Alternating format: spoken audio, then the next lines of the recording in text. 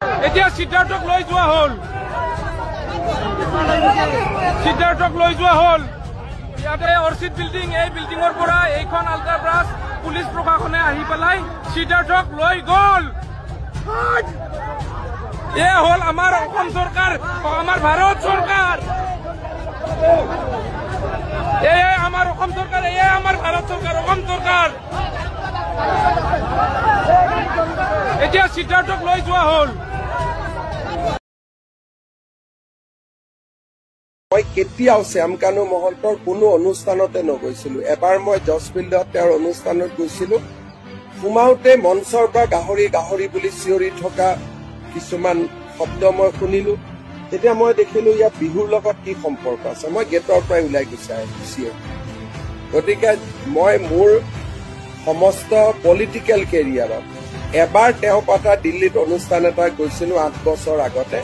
otherwise Shyamkanu মহন্তৰ মই কোনো অনুষ্ঠানত নগৈছিলো ব্যক্তিগতভাৱেও তেওঁৰ অনুষ্ঠানবিলাকত মই কেতিয়াও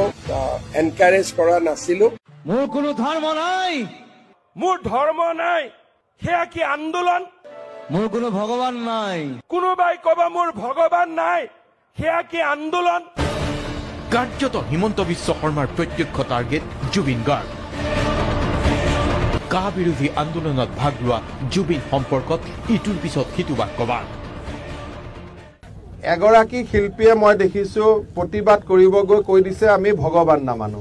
এটা আমিতো ভগৱান মানো আপোনালোককোতো 1 জানুৱাৰীত মই দেখিলো টিভিত দেখুৱাই আছে ভগৱান যোৱা মানুহবিলাক মন্দিৰত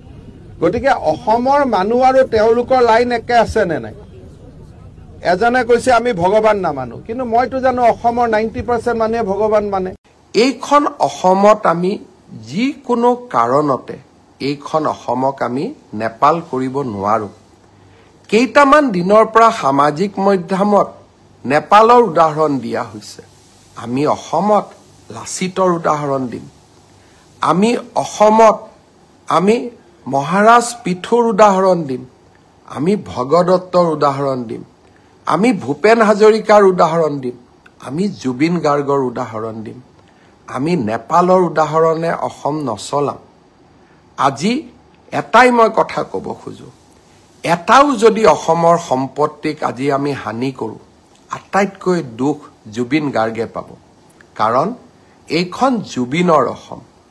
আমাৰ সকলোৰে জননী আৰু জন্মভূমি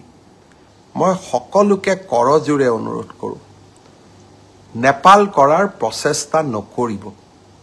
কাৰণ ইয়ে জুবিনৰ আত্মাক আটাইতকৈ কষ্ট দিব আইনে তাৰ কি ব্যৱস্থা ল'ব পিছৰ কথা কিন্তু কোনোবাই যদি ভাবে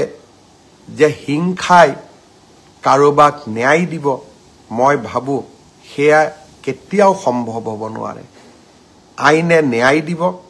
অসমৰ মুখ্যমন্ত্ৰী হিচাপে মই আপোনালোকক প্ৰতিশ্ৰুতি দিছো অসমবাসী ৰাইজক মই বিনম্ৰতাৰে সৈতে ক'ব খোজো